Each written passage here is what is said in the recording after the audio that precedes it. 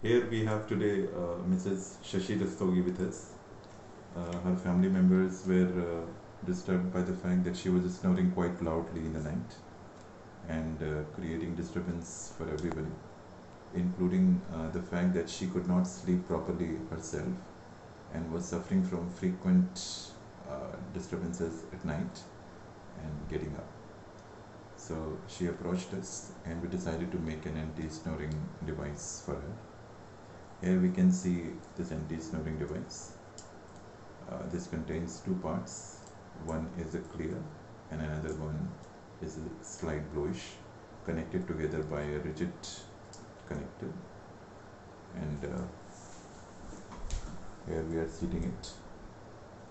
As you can see, the mandibular goes in and seats perfectly.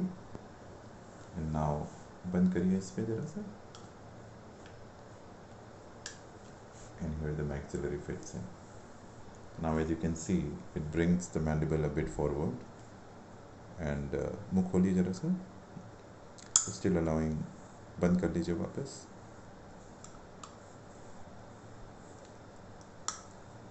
You can see the nice and tight fitting of the appliance.